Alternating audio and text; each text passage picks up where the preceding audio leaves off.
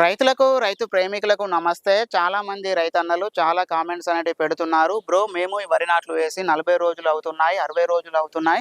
ఏసిన వరి ఏసినట్లుగానే ఉంటుంది. వరి అనేది మొత్తమే గ్రోత్ రావడం లేదు. అక్కడక్కడ గ్రోత్ వస్తుంది. అక్కడక్కడ మొత్తమే రావడం లేదు. మేము సీవీడు, యుమిక్, యూరియా 20, 20 అలాగే ఈ కాల్బోరు, మైక్రో న్యూట్రియంట్స్, ఆర్గానిక్ మందులు ఇట్లా చాలా వరకు మేము ఏసాము. అయినా కూడా మాకు ఈ రిజల్ట్ రావడం లేదని చాలామంది రైతన్నలు చాలా కామెంట్స్ అనేటివి పెడుతున్నారు. అందుకోసమే ఈ వీడియో అనేది నేను చేస్తున్నానండి.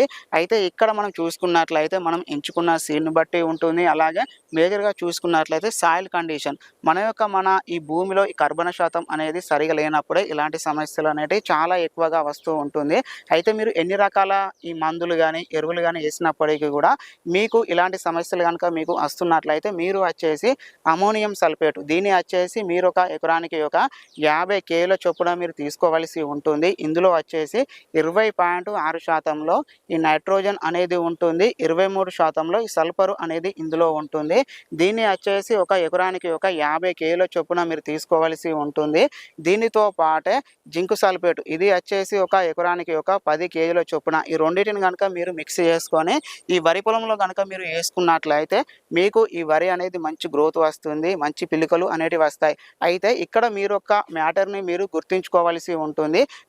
మీ సాయిల్లలో ఈ సల్ఫర్ కంటెంట్ కనుక ఎక్కువగా ఉన్నట్లయితే మీరు వచ్చేసి దీన్ని వేసుకోవద్దు.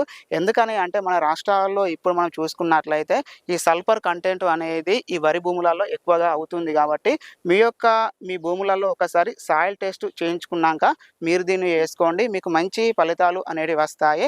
ఇంకా మనం ఈ వరి సాగులలో చూసుకున్నట్లయితే ఈ సమయంలో వచ్చేసి ఎక్కువగా ఈ మొగి పురుగు సమస్యలు అనేటివి చాలా అధికంగా వస్తున్నాయి. మీ వరి సాగులలో ఈ మొగి పురుగు సమస్యలు కనుక ఉన్నట్లయితే మీరు వచ్చేసి కెల్డాన్ దీన్ని స్ప్రే చేసుకోవచ్చు, లేదంటే డాంటాల్ దీన్ని వచ్చేసి మనం స్ప్రే చేసుకోవచ్చు. లేదు అంటే మనం వేస్తున్నటువంటి ఎరువులలో కూడా దాన్ని మనం మిక్స్ చేసుకొని మనం వేసుకోవచ్చు.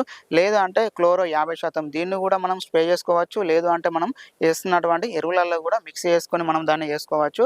లేదు అంటే వయాగో దీన్ని మనము స్ప్రే చేసుకోవచ్చు. లేదంటే ఆంప్లిగో దీన్ని మనము స్ప్రే చేసుకోవచ్చు.